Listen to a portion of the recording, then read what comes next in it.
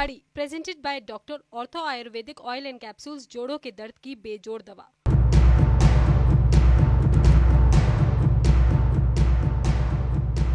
आज की शुरुआत एक बेहद अहम जानकारी के साथ करता हूं। बाजार में जब किसी भी चीज की मांग बढ़ती है तो उसकी कीमत अपने आप आसमान छूने लगती है। अगर व्यक्ति के पास पैसे ज्यादा होंगे तो वो ज्यादा चीजें खरीद पाएगा, ज्यादा चीजें खरीदेगा तो सामान की मांग बढ़ेगी, मांग बढ़ेगी तो आपूर्ति कम होगी, लिहाजा कीमत अपने आप बढ़ जाएगी। तो अब क्या किया जाए? सवाल यह है कैसे इस महंगाई को काबू किया जाए। क्या यह सरकार की जिम्मेदारी भर है या इसमें लोगों की भी हिस्सेदारी है? और क्या ऐसे बेतहाशा बढ़ती महंगाई के बाद हम आर्थिक महाशक्ति बन पाएंगे? इन्हीं सवालों के इर्द गिर्द आज की अड़ी घूमेगी। नमस्कार, मैं हूं दिनेश गौतम, आप सभी दर्शकों का बेहद स्वागत करता हूं। और देश में आप आज किसी भी सामान को उठाइए, हर चीज की कीमत बढ़ी हुई है, जिसके लिए पेट्रोल, डीजल, सीएनजी, पीएनजी, रसोई गैस समेत हर फैक्टर जिम्मेदार है। और ऐसे में सीधा एकदम डायरेक्ट सवाल है, जब महंगाई ने हर एक देशवासी का दम निकाल रखा है तो ऐसे माहौल में हम आर्थिक महाशक्ति बनने का ख्वाब कैसे देख पा रहे हैं? कहीं ऐसा तो नहीं कि आंकड़ों से खेल हो रहा है या प्रधानमंत्री मोदी जी ने जो नया प्लान बनाया है उसमें ही बढ़ती महंगाई की कोई दवा है? हम पूछेंगे। हमारे साथ होंगे बेहद खास मेहमान उनसे, लेकिन उससे पहले यह बड़ी खबर देखिए। देश में महंगाई से चारों तरफ मचा हाहाकार। तेल और गैस ने बिगाड़ा आम आदमी का बजट।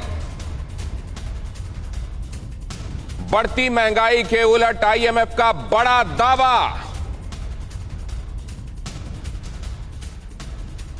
इस साल भारतीय इकॉनमी 9.5% की दर से बढ़ेगी।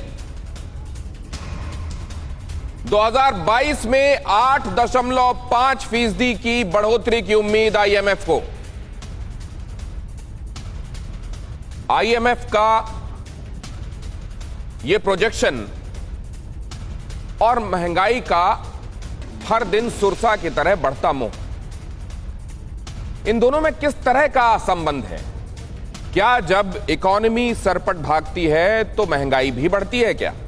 या महंगाई जब बढ़ती है तब इकॉनमी के बढ़ने की बात करना ख्वाब देखने जैसा है? घुटना, कंधा या कमर, चाहे जैसा हो दर्द, डॉक्टर ऑर्थो आपको देता है दर्द से पूरी आजादी, एक भरपूर जिंदगी। ये कोई टेम्परेरी पेन किलर नहीं, आयुर्वेदिक औषधि है। अर्थशास्त्रियों के मुताबिक इसमें एक ऐसा संबंध है, और वो आदमी जिसको ये सब गणित बहुत ज्यादा नहीं मालूम, उसको ये मालूम है कि उसके पास जो पैसे आते हैं वो बहुत जल्द खर्च हो जाते हैं, वो बचा नहीं पाता और आगे आने वाले दिनों में उसको जीवन जीना और मुहाल लगने वाला है। उसके लिए असल में इन आंकड़ों की बाजीगरी में क्या कहीं कोई राहत छिपी हुई है? सबसे पहले तो यह समझें कि वो आंकड़े जो मेजरली वो इंडिकेटर्स जो दिखाते हैं कि अर्थव्यवस्था की हालत कैसी है, वो अगर ठीक हैं तो ये महंगाई इतनी बेतरतीब क्यों बढ़ती हुई नजर आ रही है? सबसे पहले देखिए कि इंडस्ट्रियल इंडेक्स क्या कहता है। अगर इस हिसाब से आप देखेंगे तो आपको नजर आएगा कि इंडस्ट्रियल आउटपुट जो है उसमें तो सकारात्मक संकेत हैं। औद्योगिक उत्पादन दिखाता है कि 12% से बढ़ा है, अगस्त 2021 के आंकड़े हैं ये। लेकिन खुदरा महंगाई दर, होलसेल प्राइस इंडेक्स जिसको कहते हैं, वो 4.35% है। सितंबर 2021 के ये आंकड़े हैं। इनमें क्या संबंध है आपस में? बढ़ती महंगाई से हुआ क्या है, जरा वो भी समझने की जरूरत है। जेब में पैसे कम हो गए हैं, घर का बजट बिगड़ने लगा है, एफडी पर नेगेटिव रिटर्न मिल रहा है। मतलब यह कि जो महंगाई की दर है वो एफडी में मिलने वाली जो ब्याज की दर है उससे आगे निकल गई है, लिहाजा एफडी पर रिटर्न नेगेटिव हो गया है। ट्रैवलिंग पर, खाने पीने पर, हर चीज पर असर पड़ रहा है। हर बात की लागत बढ़ी है, वो सर्विसेज हो, वो प्रोडक्ट्स हो, सब के सब महंगे हो गए हैं। तो फिर सवाल यह है कि इकॉनमी तेजी से बढ़ते हुए वहां तक कैसे पहुंचेगी कि हम अपने आप को अर्थव्यवस्था का शहंशाह कहेंगे? इसके लिए आपको समझना पड़ेगा कि आंकड़े इस बारे में क्या इशारा करते हैं। महाशक्ति कैसे बनेंगे हम? अर्थव्यवस्था की रफ्तार कितनी रखनी होगी अगर 2025 तक 5 ट्रिलियन डॉलर इकोनॉमी का टारगेट हमको अचीव करना है।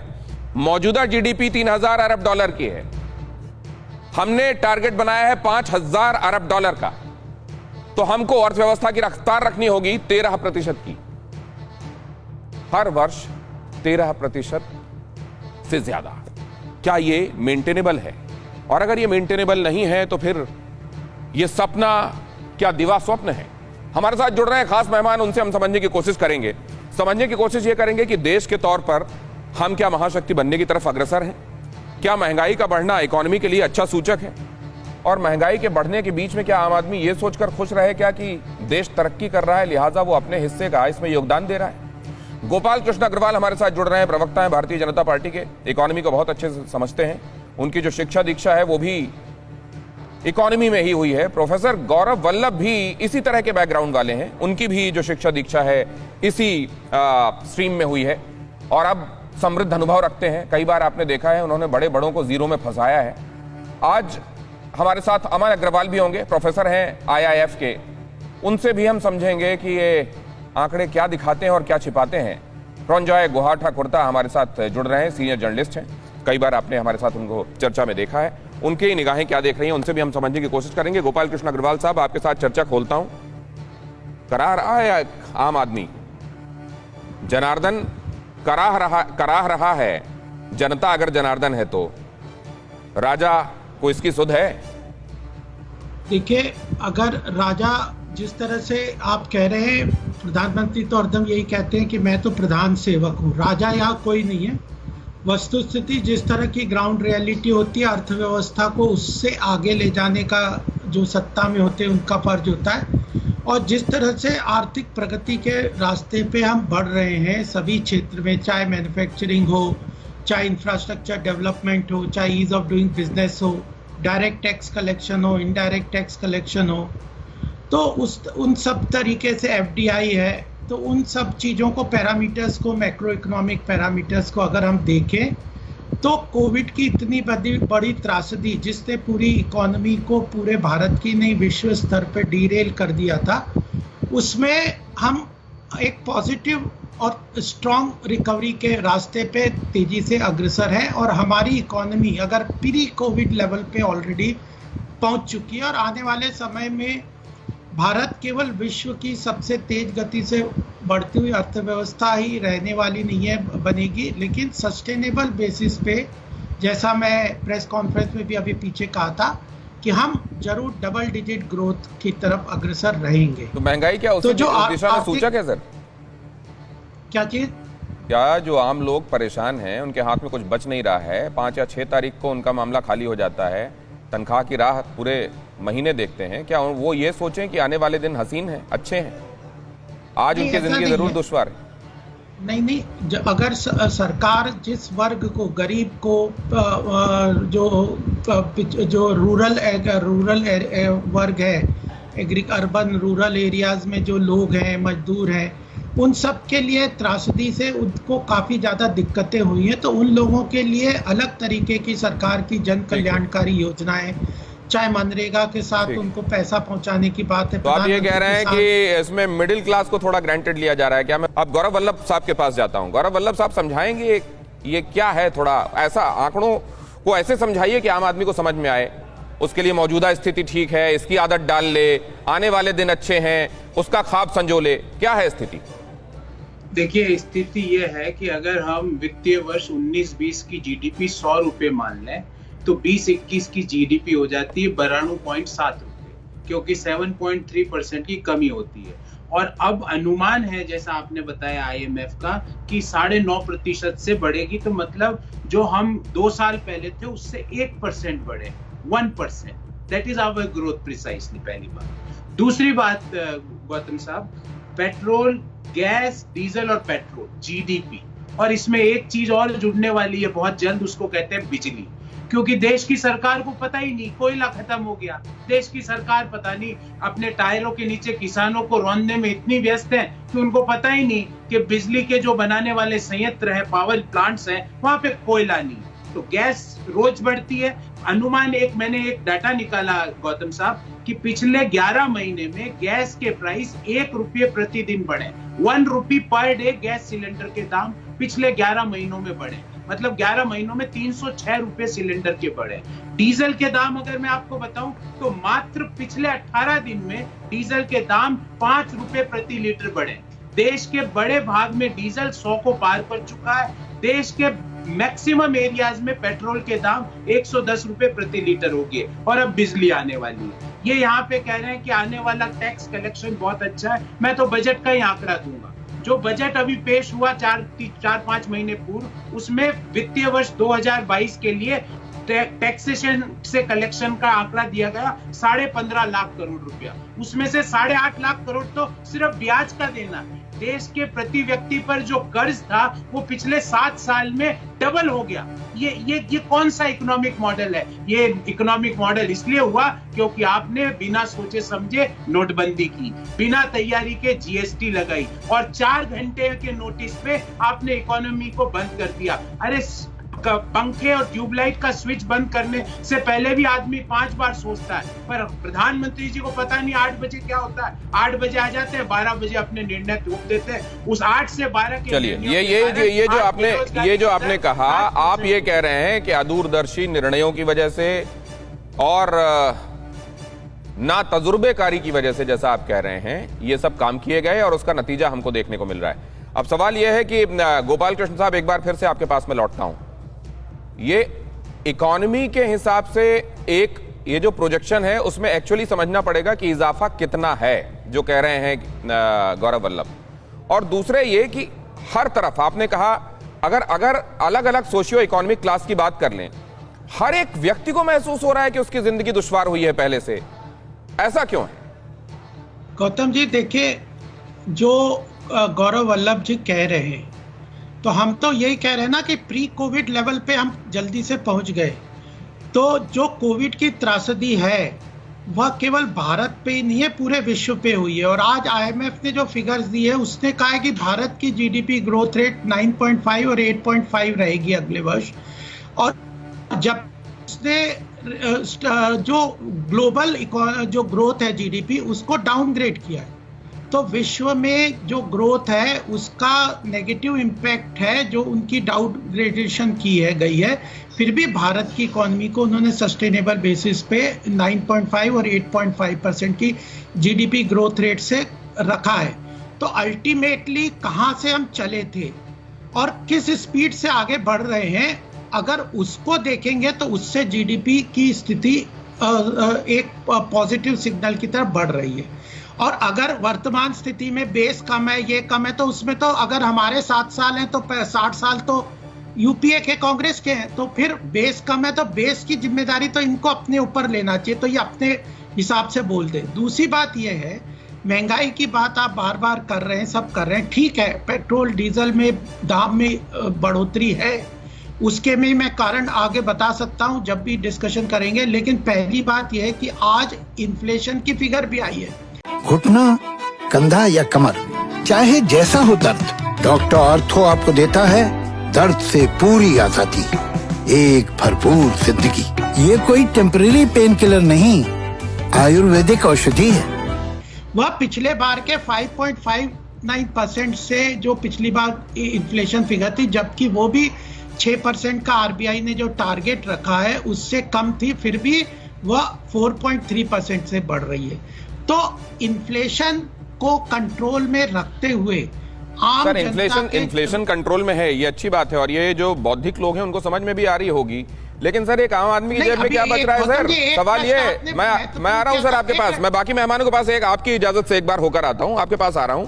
और गौरव वल्लभ, आप भी अपना पॉइंट, ये जो आप अभी कहना चाह रहे हैं, इसको आप सुरक्षित रखें, मैं आपके पास लौट रहा हूं वापस। लेकिन मैं जरा समझने के लिए अमन अग्रवाल साहब के पास जाना चाहता हूं। अमन अग्रवाल साहब, बढ़ती महंगाई और इकोनॉमी की रफ्तार, क्या संबंध है इसमें? देखिए जी, जो बढ़ती महंगाई है उसके अपने कारण है, और वो बढ़ती महंगाई पिछले साल जरूरत थी सरकार को, क्योंकि हम डिफ्लेशनरी स्टेज में जा रहे थे कोरोना की वजह से। तो उस समय जो है उसको इन्फ्लेट करके ठीक करने के लिए पिछले साल तो जरूरी था, इसलिए उन्होंने काफी कर भी लगाया और वो बढ़ाते गए ऑयल पेट्रोल के ऊपर, पर अब वो जो है नियंत्रण करना उसका जरूर है।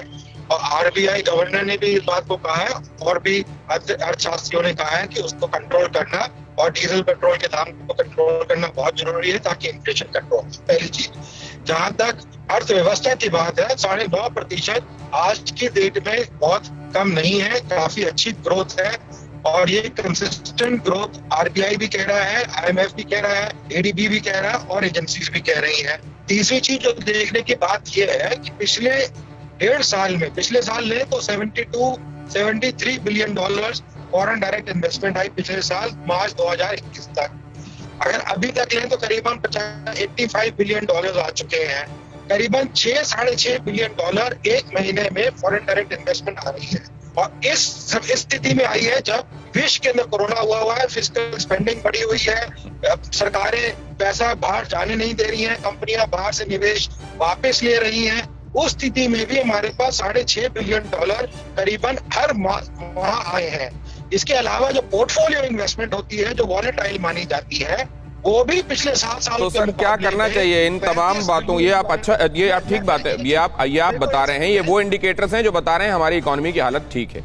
अभी अग्रवाल साहब ये भी बता रहे थे कि किस तरीके से इन्फ्लेशन के लिए जो टारगेट रखा था उससे काफी कम में उसको हम रोकने में सक्षम रहे हैं। लेकिन एक बात बताइए, जो आदमी 80 रुपए किलो टमाटर लेने जा रहा है, टमाटर को देख के अब काम चला ले रहा है, वो अपने आप को क्या समझाए कि चीजें सुधर रही हैं? ये प्रंजय साहब से समझूंगा। प्रंजय साहब, क्यों ट्रांसलेट नहीं होती वो चीजें, वो जो इंडिकेशंस के हिसाब से यहां दिखाई देती हैं एक आम आदमी की जेब के लिए? देखिए, अभी तक मैंने सुना, ध्यान से सब कुछ सुना और बहुत कुछ नहीं बताया गया, वो मैं बताना चाहता हूं। प्लीज। पहला बात है, ये महंगाई का मार जब आता ना, ये गरीब के ऊपर ज्यादा असर पड़ता है। और जब खाद्यान्न और खाने की चीजों का मुद्रास्फीति होता है, महंगाई होता है, और भी ज्यादा गरीब के ऊपर असर पड़ता है। तो हमारे देश में पिछले कुछ सालों से और लगभग ये कोरोना के बाद 1.5 साल में हमारे देश के जो अमीर लोग हैं और जो गरीब लोग हैं, उनके बीच जो दुराई है और भी बढ़ गया। स्टॉक मार्केट, थोड़ी सी मिडिल क्लास की बात भी कर लीजिएगा सर, बेचारा बहुत बड़ा वोट बैंक नहीं है, उसकी बात भी कर लीजिएगा। सर मैं चुपचाप सबकी बात सुना, मैं आपसे निवेदन कर रहा हूं, मैंने तो सिर्फ एक एडजॉइंटर दिया। और दीजिए, मैं बारीकी से आपको सारे बात बताएंगे। मिडिल क्लास क्या, स्टॉक मार्केट बढ़ रहे, किसको फायदा हो रहा है? एफडीआई आ रहे, किसको फायदा हो रहा है? हमारे आम आदमी को फायदा नहीं। हमारे आम आदमी को पैसा नहीं है स्टॉक मार्केट निवेश करना। आज बात क्या है, देखिए, आपने बिल्कुल ठीक कहा, ये जो मुद्रास्फीति 2 कारण के लिए, 4 करोड़ लोगों का डीमैट अकाउंट है सर, ये भी बात मैं खातिर में ला दूं, आप अपनी बात पूरी कीजिए प्लीज।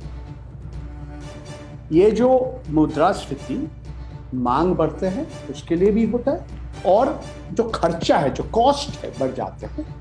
एक बहुत बड़ा कारण है, क्योंकि हम आज आर्थिक महाशक्ति नहीं बनने वाले हैं, क्योंकि सबसे एक बहुत बड़ा कारण है जो मुद्रास्फीति हो रहे, पेट्रोल और डीजल का कीमत जिस रफ्तार से बढ़ा है। पिछले 7 साल में केंद्र सरकार कम से कम 23 लाख करोड़ जो डीजल और पेट्रोल का कर्ज से लिया है। ठीक है, ये पहला बात है। दूसरी बात है, आप यूपीए के समय में ऑयल बॉन्ड के बारे में कह रहे हैं, कितना 1.5 लाख भी नहीं था, 23 लाख करोड़। आज जब डीजल का जब कीमत बढ़ता है, जो दाम बढ़ता है, इसका सब सारे जितनी चीज यातायात होता है उसके खर्चा बचाता है, उसका एक असर पड़ते हैं फल सब्जियों के ऊपर। ये सबसे बड़ा एक कारण है आज मुद्रास्फीति के लिए। हमारे माननीय प्रवक्ता जी गोपाल अग्रवाल जी कहा किस रफ्तार से अच्छे दिन आ रहे हैं, हमारा जीडीपी यानी कि सकल घरेलू उत्पाद बढ़ रहे हैं, वो नहीं बता रहे कुछ चीज। कोरोना का पहले भी लगातार 3 साल में भारत सरकार का आंकड़ा कह रहे हमारा जीडीपी गिर रहा है। ठीक है सर। अग्रवाल सर, तुम्हारी फाइलों में मौसम बड़ा गुलाबी है।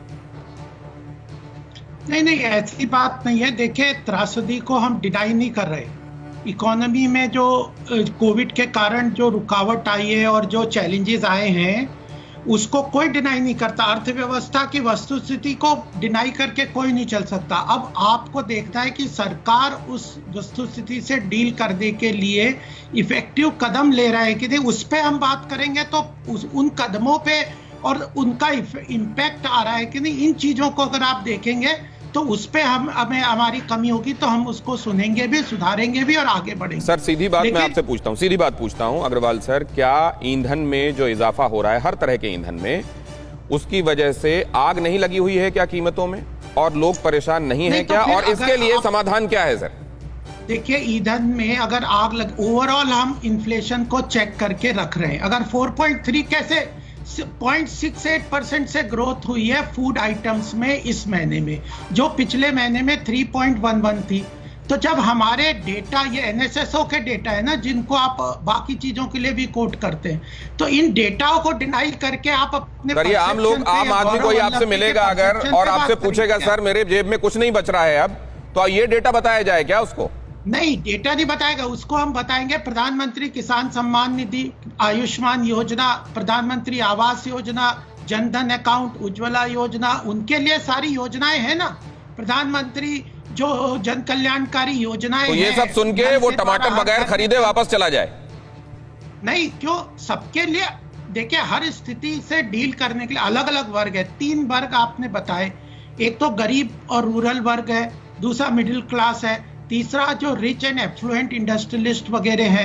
इन तीनों के लिए अगर आप, जब मैं इंडस्ट्री के लिए बताऊंगा तो आप कहोगे मिडिल क्लास को छोड़ दिया। नहीं सर, नहीं अग्रवाल सर, लेकिन आप ये देखिए, अगर आप बीते दिनों में निगाह डालें, वैसे कोरोना वाला जो आपने बात बताई ना, उसका जवाब मैं लूंगा बिल्कुल निश्चित रूप से गौरव सर से, क्योंकि वो हाथ उठा रहे थे तब। लेकिन ये बात सच है, कोविड एक बड़ा फैक्टर है, लेकिन अगर आप देखें हर एक क्लास इससे परेशान है सर। अगर आप देखें किसानों में, वहां खुदकुशी के मामले देखने को मिलते हैं, वो कम ज्यादा कितने हुए हैं उस पर बहस हो सकती है। गरीब करा रहा है, इसमें कोई दो राय नहीं है, निश्चित रूप से उनके पास पैसे पहुंचाए जा रहे हैं, डायरेक्ट बेनिफिट ट्रांसफर हो रहा है, इसमें कोई दो राय नहीं है। उसके बावजूद ये स्थिति है। मिडिल क्लास वो करा रहा है, और अगर आप जाके रिच और एफ्लुएंट से बात कर लें तो वो कह रहे हैं कि हालात अभी हमारे लिए मुश्किल है, सेल थ्रू करना मुश्किल हो रहा है। ऐसा क्यों है सर, ये समझूंगा मैं आपसे लौटकर। लेकिन ये अहम खबर बताने के बाद, त्योहारी सीजन में आम आदमी पर महंगाई की मार, हरी सब्जियों और प्याज के दाम बेतहाशा बढ़े। 11 दिनों में ही टमाटर डबल महंगा। अनाज और दालों के दाम ने किचन का जायका खराब किया। महंगे फल और फूल ने श्रद्धालुओं को भी परेशान किया।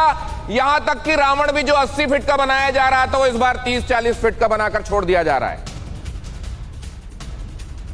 ऐसे मनाया जाने वाला है इस बार दशहरा। रावण मेघनाद के पुतले इस बार छोटे होंगे। अग्रवाल साहब कहीं ये ना कहें कि अब ठीक है, अच्छी बात है, रावण मेघनाद अब छोटे होने लगे हैं, तो अब असुर कम हो रहे हैं, छोटे हो रहे हैं, उनकी हाइट कम हो रही है, तो अच्छी बात है। लेकिन जरा ये देखिए, बेहिसाब महंगाई क्यों, जरा जल्दी जल्दी दिखाइए। ये बेहिसाब महंगाई, दाम बढ़े, सब्जियां कहा जा रहा है बेमौसम बारिश हो रही है, अनाज माल भाड़ा महंगा हो गया इसलिए बढ़ रहा है, 4 गुने दाम बढ़े, आगे दिखाऊंगा। खाना पीना, त्योहार में मांग बढ़ गई है। Tent, light, sound, making cost सब ज्यादा।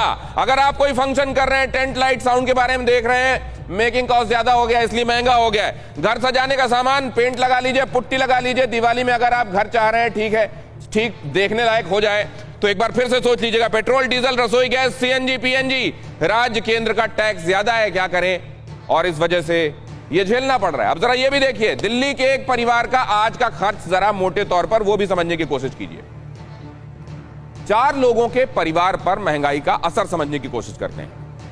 एक महीने में 1 सिलेंडर की खपत अगर बहुत इकोनॉमिकली उन्होंने बड़ा ध्यान रखकर चलाया, जब जरूरत है गैस को सिम पर रखा, जब जरूरत हुई तभी तेज किया, और इस तरीके से अगर किया, तो जरा देखिए 1 महीने में 1 सिलेंडर का खर्च सितंबर 2021 अक्टूबर 2021 के हिसाब से अगर आप करेंगे तो 1 महीने में 1 सिलेंडर का खर्च 885 से 900 रुपए पहुंच गया है, और यह बढ़त 15 रुपए की हो गई।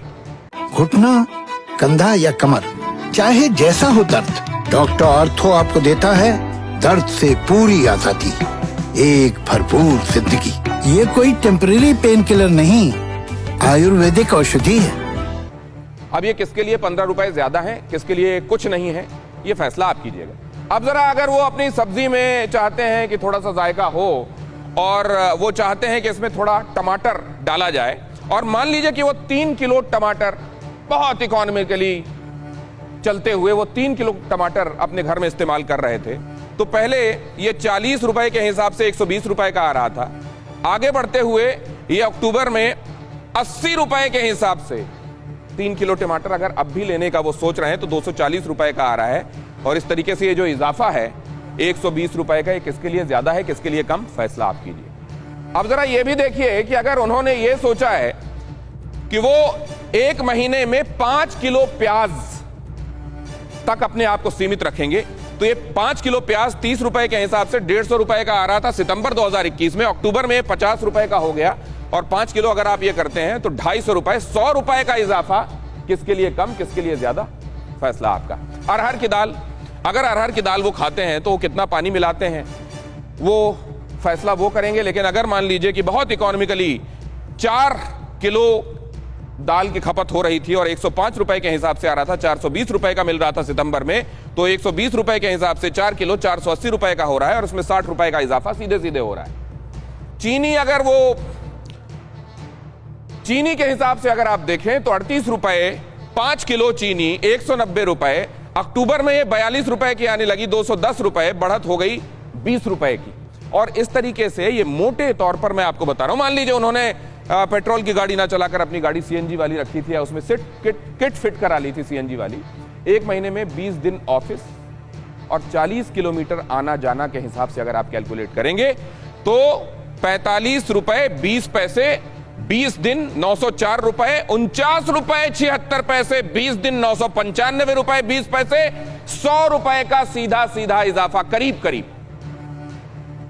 एक महीने में ही एक परिवार के खर्चे में कुल बढ़त सीधे सीधे 550 से ज्यादा, 556 रुपए 20 पैसे। और यहां रुका नहीं है, टू बी कंटिन्यूड, ये बढ़ता जा रहा है हर महीने हर दिन के हिसाब से। और वही कह रहे थे अभी गौरव वल्लभ कि ये हाइएटस वाली स्थिति है, यहां फुल स्टॉप नहीं है, यहां एक एक रुपए हर दिन के हिसाब से बढ़ाते चलिए। अब गौरव वल्लभ, कोविड वाली स्थितियों का भी तो ध्यान रखिएगा आप।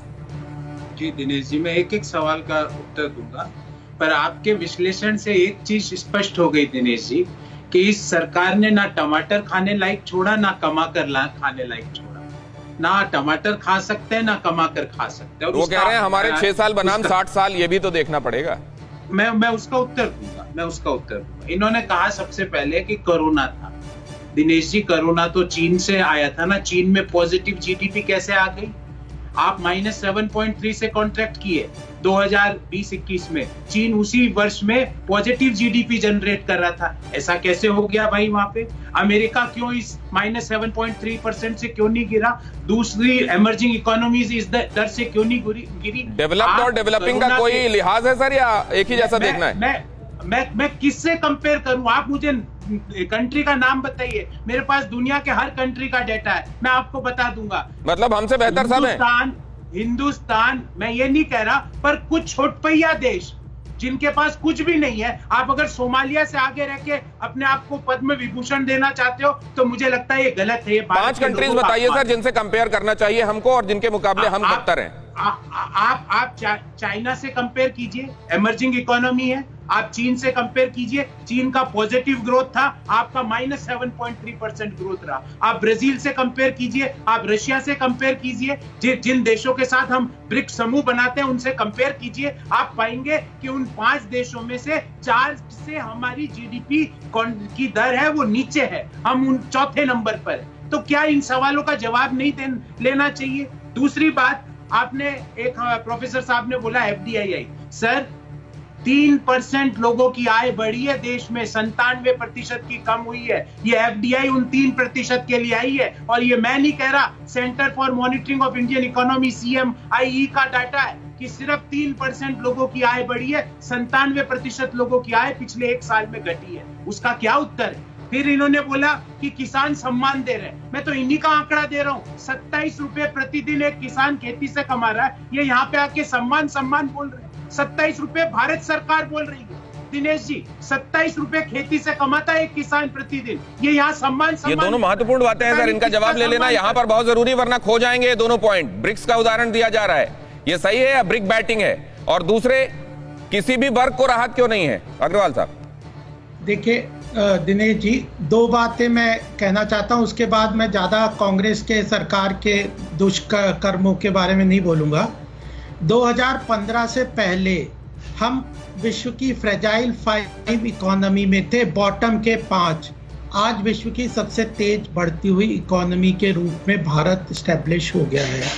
FDI को देख लीजिए और चीज़ें, तो फ्रेजाइल 5 से वर्ल्ड की टॉप फास्टेस्ट ग्रोइंग इकोनॉमी के रूप में आए। तो फ्रेजाइल 5 क्यों थे, ये जवाब दे देंगे, बाद में आप पूछ लेना, नहीं तो ये लिख के दे देंगे।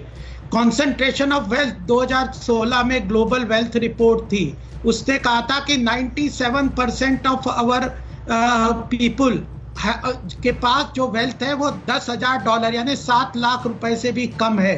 तो इनने 65 साल 70 साल से अग्रवाल सर माफ कीजिएगा, नहीं तो फिर और आप डेटा क्यों बुलवाते हो? नहीं, अच्छा ठीक है, ठीक है, नहीं एक बात, नहीं डेटा नहीं, आप मुझे वो बता दीजिए, वो समझा दीजिए। एक लास्ट पॉइंट और बोलने दीजिए, या तो इनसे डेटा मत बुलवाया करिए, फिर डेटा बुलवाएंगे तो डेटा सुनिए, जल्दी से कंप्लीट कीजिए। ये जो एग्रीकल्चर सर्वे रिपोर्ट हुई थी 2012-13 में और अभी 21 में, इससे 59% एग्रीकल्चर सेक्टर की इनकम बढ़ी है। 59% हम एग्रीकल्चर सेक्टर की इनकम बढ़ा रहे हैं, 60% से एग्रीकल्चर सेक्टर के किसानों की आय बढ़ी है। अब मैं जरा एक आदमी जो आपको इस समय देख रहा है, सुनिए तो आपने जवाब दे दिया, प्रोफेसर गौरव वल्लभ को जवाब मिल गया होगा सर। और ये मुझे लगता है ये बुद्धि की बातें अब इस समय बुद्धि विलास हैं या ये बौद्धिक तर्क है, मुझे नहीं मालूम, लेकिन मुझे ये बताइए कि आप भी तो जाते होंगे सर सामान लेने, आपके घर में भी किराना आता होगा, आपको महसूस होता है सर क्या फर्क है पहले 1 साल 1.5 साल 2 साल पहले और आज के उसमें? और दूसरे मैं ये भी जानना चाहता हूं कि ये आने वाले दिनों में ये दुश्वारी और बढ़ती जानी है क्या एक आदमी के लिए, क्योंकि इकोनॉमी बेशक बढ़ रही हो सर, एक आम आदमी की सैलरी नहीं बढ़ रही है उस तरीके से। नहीं, इन्फ्लेशन को हम कंट्रोल में रखेंगे सर, इन्फ्लेशन कंट्रोल हमारे नजर में है, इन्फ्लेशन को हम नहीं बढ़ने देंगे। फूड आइटम्स के इन्फ्लेशन पे GST भी कम किया है। गोपाल सर ठीक है, मैं इस बात को मैं उम्मीद करता हूं कि हमारा दर्शक देखकर उसको सुकून मिल रहा होगा, लेकिन सर सरसों का तेल सर सरसों के तेल की आज की प्रति लीटर कीमत तो सर आपको पता होगी सर, हाँ कितनी है सर? उसमें प्रदेश सरकारों को जो घड़ियाली आंसू बहाते हैं उनको ध्यान चाहिए कि केंद्र सरकार अग्रवाल सर 1 लीटर सरसों के तेल की कीमत कितनी है आपको आप बता देंगे क्या? नहीं, बिल्कुल ये कीमत चिंता की विषय है, लेकिन कितना है ओवरऑल इन्फ्लेशन में तेल 100 है, 150 है, 250 है, 200 है, कितना है सर ये?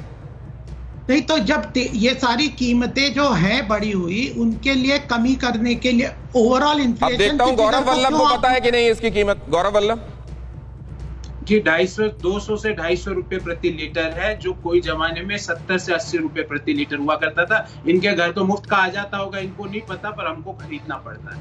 मेरे को एक एक सवाल का जवाब देने दीजिए।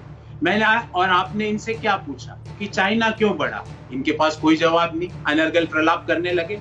मैंने इनसे पूछा और आपने इनसे पूछा 27 रुपए प्रतिदिन एक किसान खेती से कमाता है, और ये भारत सरकार का डाटा है, इनके पास कोई जवाब नहीं। एक और सवाल पूछ लेता हूँ, ये कह रहे हैं कि इन्फ्लेशन नहीं है, क्या पिछले 18 दिन में 15 बार डीजल की कीमतें बढ़ती है और डीजल की कीमत प्रति लीटर 5 रुपए बढ़ जाती है, ये इन्फ्लेशन नहीं है? डीजल कौन उपभोग में लाता है दिनेश जी? भारत का अन्नदाता, भारत का किसान, उसकी लागत प्रति हेक्टेयर 25,000 रुपए से बढ़ चुकी है, पर ये यहाँ आके हमको ज्ञान दे के चले जाते हैं। पेट्रोल पिछले 14 दिन में 12 बार पेट्रोल की कीमत बढ़ जाती है और 3.5 रुपए, 3.25 से 3.5 रुपए प्रति लीटर पेट्रोल की कीमत बढ़ गई है। सर तो सर क्या स्थिति होती? एक सेकंड गौरव वल्लभ सर मेरे साथ दूसरे मेहमान भी हैं सर, ऐसा मत कीजिए। मुझे एक बात ये समझाइए, आपके पास समाधान क्या किया जाना चाहिए था जो नहीं किया जा रहा है? इस जवाब के साथ तैयार रहिएगा, लेकिन मैं अमन अग्रवाल साहब के पास जाना चाहता हूं। अमन सर, आम आदमी के लिए आगे स्थितियां कैसी ट्रांसलेट होने वाली हैं? बहुत आसान शब्दों में समझाइएगा ताकि हमारा दर्शक समझ सके कि क्या अवेट कर रहा है उनके लिए आने वाले दिनों में। 400 रुपए प्रति लीटर सरसों। देखिए जी, ऐसा है, जहां तक महंगाई की आपकी बात है वो जरूर इस समय बहुत ज्यादा है और उसको कंट्रोल करना सरकार का दायित्व है और उसको करना भी चाहिए। और उसके लिए पेट्रोल और डीजल के दाम जो है वो कंट्रोल करना बहुत जरूरी है। अगर वो GST में लाए जा सकते हैं तो उसको लाया जाए, उससे एकदम से 1/3 दाम के करीब कम हो जाएंगे। बिकॉज GST में हाईएस्ट स्लैब में भी रखा जाए और उस पर 100% सरचार्ज भी लगाया जाए, तब भी 1/3 दाम कम हो जाएंगे। करंटली जो पेट्रोल डीजल के दाम है उसमें 65 से 75% जो है टैक्सेस हैं स्टेट और सेंटर के दोनों के, तो वो करना जरूरी है। उसके लिए आपने कहा कि क्या हो सकता है। दूसरी चीज ये है कि जहां तक लोगों की बात है, हिंदुस्तान में आप सबको पता है पैरेलल इकोनॉमी बहुत स्ट्रांग होती है। लेकिन अब सवाल ये है अमन सर, ये उसी तरह का सुझाव है महिलाओं के लिए। नहीं, आपके पास आ रहा हूं सर। मैं सिर्फ एक बात जोड़ देना चाहता हूं कि जैसे महिलाओं को प्रतिनिधित्व मिलना चाहिए, महिला बिल आना चाहिए, ये चाहिए वाली बातें ट्रांसलेट कब होती हैं सर? ये होना चाहिए जीएसटी के दायरे में क्यों नहीं आ रहा है सर? तो कैसे बात बनेगी? अगर मैं अपनी बात ही नहीं रख सकता सर तो कैसे बात बनेगी? नहीं तो आप बात रखिए ना सर। मैं बात तो ये है कि एक अगर आदमी 10 रुपए कमा रहा है, उसकी जेब में 15 से 20 रुपए हैं, और ये आज की स्थिति नहीं है, पिछले 60 सालों से यही स्थिति हिंदुस्तान में रही है, क्योंकि वो कर नहीं देता है और इसीलिए आराम से खर्चा करता है। ये बड़ा गजब पॉइंट दिया अमन अग्रवाल सर आपने कि आज की स्थिति नहीं है, ये 60 साल से यही स्थिति थी। आज भी तो आप मार्केट में अमन अग्रवाल साहब ने ये प्रोंजय गुहाटा कुर्ता साहब से समझने जाना पड़ेगा कि हालात ऐसे नहीं कि कोई बहुत ज्यादा कराह के हिसाब से बदल गए हैं। पहले भी कराह रहे थे लोग, आज भी कराह रहे हैं सर। आज कोरोना के बाद, महामारी के बाद स्थिति और भी गंभीर हो। आपका फूड कॉरपोरेशन ऑफ इंडिया का गोदाम में गेहूं चावल आप बांटना तो शुरू किया, मगर और भी बांटिए ना। आप गरीब के बैंक का खाता में जनधन योजना में आप पैसा दे रहे हैं, आप किसी को 6,000 रुपए देते, और भी दीजिए। ये जो असंतुलन है अमीर और गरीब के बीच, आपका हिम्मत है जो राजनीतिक दल का पार्टी का पैसा आता है इलेक्ट्रल बॉन्ड से, जिन लोगों पैसा देते हैं उनके ऊपर आप कर बढ़ाइए, आयकर बढ़ाइए। आपका राजनीतिक इच्छा शक्ति है। आप महंगाई कम करने के लिए आप डीजल में एक्साइज ड्यूटी, पेट्रोल में एक्साइज सर, तो फिर एक काम करते हैं ना सर। नहीं प्रोंजय साहब, ये जो आप कह रहे हैं और दीजिए, तो इसी तरह से मिलना है सर। तो इतना काम कोई भी काम क्यों करेगा सर? वो घर बैठेगा, अपने आप गरीब होगा सर, बहुत ज्यादा काम नहीं करेगा, अपने आप उसकी स्थिति वहां पहुंच जाएगी, घर बैठे पैसे मिलेगा सर। ये तो बहुत अच्छी स्थिति हो जाएगी। दिनेश जी, आपके साथ बिल्कुल सहमत नहीं हूं। आप क्या समझे सब लोग गरीब है क्योंकि आलसी है? नहीं सर, क्या सब लोग क्या नहीं? तो इससे उनको प्रोत्साहन मिलेगा क्या?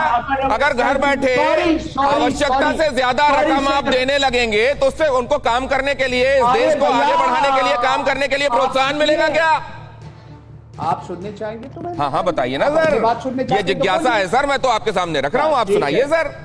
आप स्वास्थ्य के लिए कितना खर्च कर रहे हैं? शिक्षा के लिए कितना खर्च कर रहे हैं? हमें शर्म आता है। आप आर्थिक महाशक्ति बनने चाहते हैं। अब हर देश में देखिए, बांग्लादेश क्यों आगे बढ़ गया हमारा? क्योंकि वो शिक्षा में खर्च कर रहे हैं, स्वास्थ्य में खर्चा कर रहे हैं। आप खर्चा करने के लिए तैयार नहीं है। किसके लिए आप खर्चा करेंगे? गरीब के लिए खर्चा करना चाहिए, अमीर वालों के लिए नहीं। तो महंगाई को मार जो आ रहे, जो लोगों का जेब का जो आप काट रहे, मध्य वर्ग का, गरीब का, उसका कुछ एक हिस्सा आप स्वास्थ्य में खर्चा कीजिए, शिक्षा में खर्च कीजिए। लोग प्रवासी मजदूर सर, सवाल ये है कि पेंडोरा जैसे लीक का क्या करेंगे? पेंडोरा वाली बातें भी तो देखनी पड़ेंगी। टैक्स कितने लोग दे रहे हैं ये भी तो देखना पड़ेगा सर। मैं आपके पास आ रहा हूं वही, लेकिन आपने इंपॉर्टेंट पॉइंट उठाया है, इसको आगे ले चलते हैं। IMF की माने तो आर्थिक मोर्चे पर चीन से आगे निकलेगा भारत। इस साल भारत की तरक्की की रफ्तार चीन से ज्यादा रहेगी। चीन की अर्थव्यवस्था 2021 में 8% की दर से बढ़ेगी। अगले साल भी भारत की विकास दर चीन से आगे रहेगी।